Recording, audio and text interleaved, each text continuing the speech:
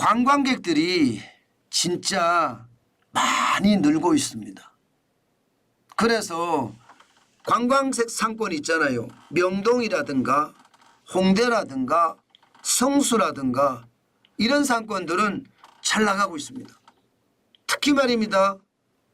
특히 일본인 관광객들이 오는 곳은 요즘 패션이 난리가 아니래요. 한국의 패션 옷을 사겠다면서 실제 한국으로 날아오는 사람들까지 있을 정도라고 하니까 그 정도로 말입니다. 예, 관광 상권을 중심으로는 이게 상권이 잘 돌아갑니다.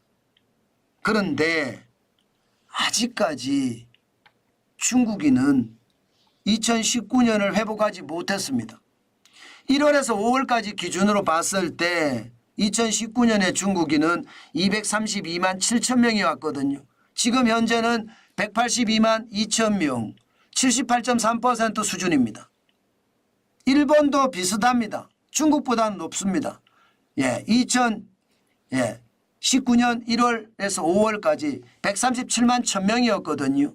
지금은 117만 4천 명, 85.6%의 수준입니다. 그러나 대만이나 미국은 완전히 다릅니다. 대만은요 54만 1천 명으로 109.1%가 넘어섰고요. 2019년을 넘어선 거예요. 미국은요 무려 말입니다. 49만 명으로 121만 6천 명으로 늘어났습니다. 진짜 대단히 많이 늘어났죠. 필리핀이 지금 대한민국에 오는 외래 관광객 중에 5위거든요. 필리핀은 20만 3천 명으로 94% 정도 회복을 했습니다. 그렇지만 이게 중국인이나 일본인이나 아직까지 제자리를 못 찾았다 이런 얘기가 되는 건가요? 그렇다고 하더라도요. 지금 관광객 전체적으로는 좀 늘어가기 때문에 다행이다 이런 생각은 합니다. 중국도 말입니다. 작년에 1월에서 5월까지는 37만 8천 명이었습니다. 거기에 비하면 182만 2천 명이 382.0%거든요. 다시 말해서 5배 가까이 올랐다는 거예요. 작년에 비해서. 작년 1년 동안 201만 9천 명이 한국을 다녀갔습니다. 중국인 중에. 그런데 올 1월에서 5월 사이에는 5월까지는 182만 2천 명이 다녀갔다는 뜻이잖아요.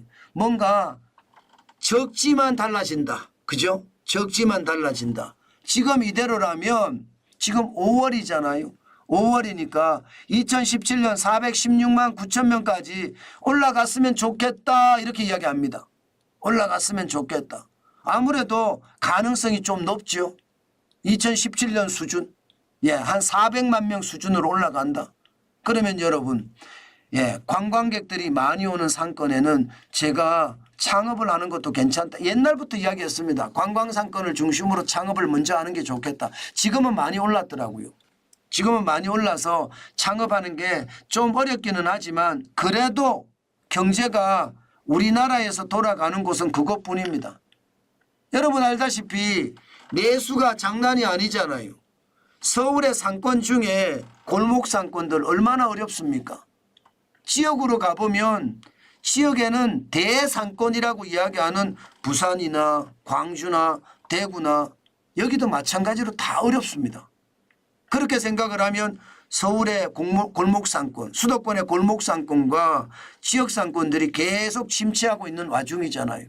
그 와중에 독불장군처럼 그래도 우선꽃이 조금 나오는 것이 명동상권 같은 관광상권입니다.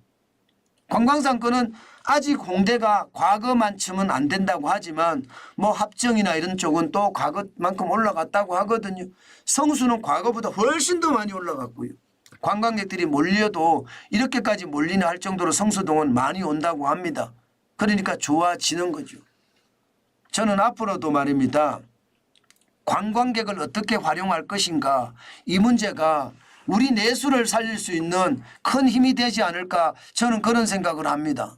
실질적으로 말입니다. 올 1월에서 5월까지 한국 방문 관광객은요. 전년 대비해서 81.1%가 늘었습니다. 지금 628만 4천 명이에요. 이대로 가면 여러분 적어도 1300만 명, 1400만 명은 올해 올 거다 그렇게 생각이 들거든요. 그러면 2015년에 1323만 명이었거든요. 그때만큼 될 수 있다는 뜻이잖아요.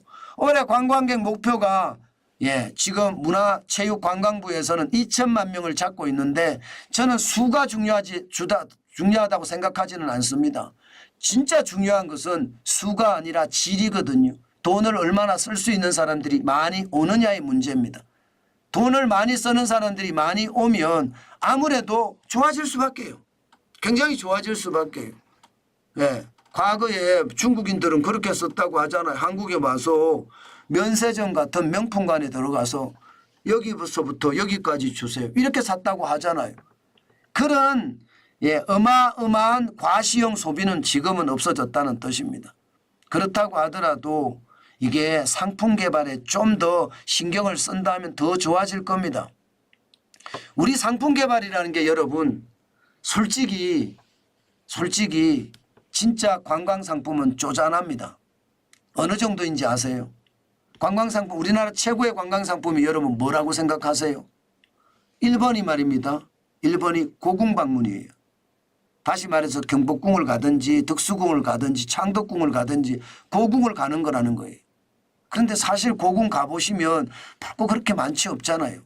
그리고 두 번째가 어딘지 아세요? 두 번째가 비무장지대예요.